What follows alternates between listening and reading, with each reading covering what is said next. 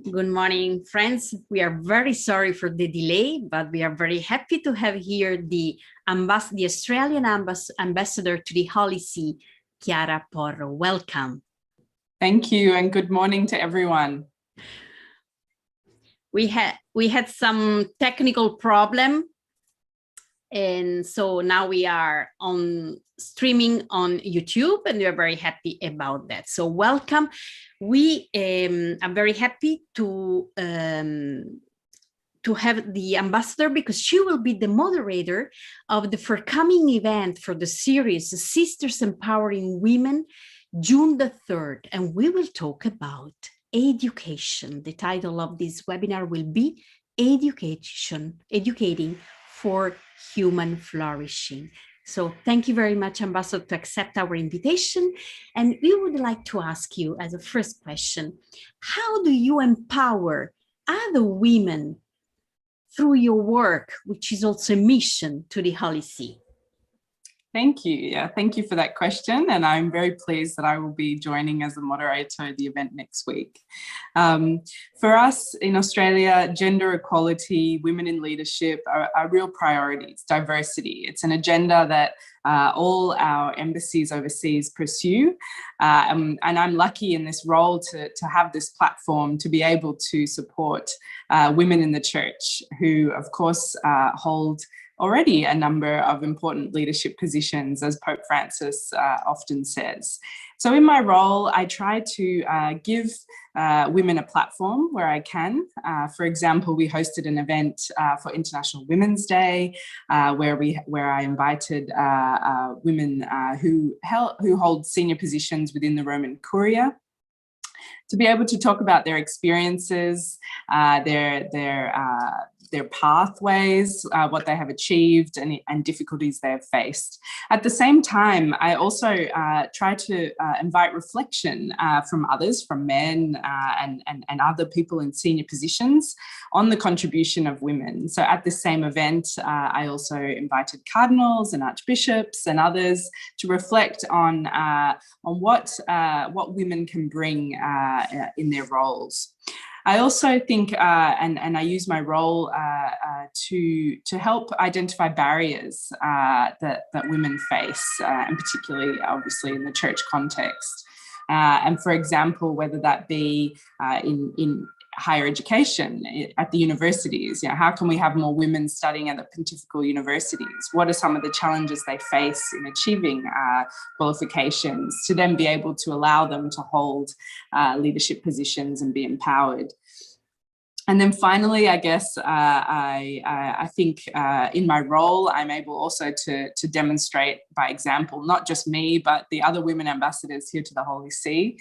We have quite a group, and together, I think we highlight and we show what women can do and achieve, and the skills that we bring to the role, particularly as we are ambassadors. So those are a couple of the things that I try to do in my role. I've only been in the position for just under a year, so I'm just getting started. And within, the pandemic, so it was really important what you have done and achieved so far. Ambassador Porro, why the education is so important for women, girls and young girls for you? I think education is the way to, as we've known, I mean, throughout the years, and as Pope Francis says, it's the way to overcome barriers that you face later in life. It's the way to lift people out of poverty, and broadly speaking, and it allows people to flourish, to develop, and to contribute their full potential. And so it's very important for everyone to have access to education, and not least women and girls who form half of the population. So if we are able to develop half of our population to their full potential, imagine what we can achieve as a population. We like a lot the words empowering, flourishing, and education. So we will talk about all the speakers who will be around these three key issues during the webinar of June the 3rd. I have a last question, Ambassador, and we didn't know that you are celebrating the bicentenary of the Catholic education in Australia. Can you tell us more about that? Sure. So this year we are celebrating the 200th anniversary of Catholic education in Australia. And like in other countries, Catholic education is a really vital part of our education landscape. But perhaps in a couple of ways, even more so, it's the largest provider of education in Australia outside of the government. So 1 in 5 Australian children are educated in Catholic institutions. And we also have a unique sort of funding model in Australia where funding for all schools in Australia is calculated using a sort of needs-based measure. So the state, the government, in recognition also of the quality and importance of Catholic education, provides funding. Catholic education has also been, through the years, very important in Australia because it has serviced the poorer, more disadvantaged communities in Australia, or particularly those which are more remote and rural. As you know, Australia is a huge country, and so we have lots of communities that are a bit more isolated. And Catholic education has always been focused very much initially, especially on those areas. I'm also very happy to be doing this event next week because of the role that religious sisters have really played in the development of Catholic education in Australia. They've really been an integral part of the system that we have and continue to be so.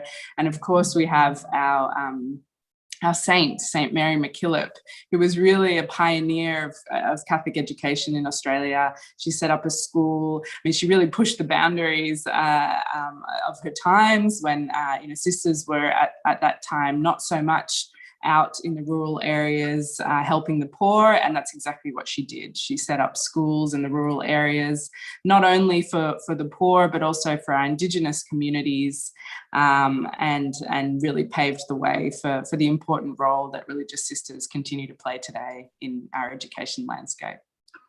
Thank you very much, Ambassador, to highlight the key role of religious congregations for education throughout the world, and especially in Australia. And that it's true that there are many USG members congregations whose charism is around education in different level and different fields. So thank you very much. And one of the goals of our webinar, June the 3rd, is to highlight the incredible work that the religious sisters do throughout the world for education, and also how they started, as you were saying, to cut barriers, to destroy walls, to accept really an universal access to education. So thank you very much for this interview, and we will wait all of you June the 3rd at 2 p.m. Rome time to talk about educating for human flourishing. Thank you very much. Looking forward to it. Thank you.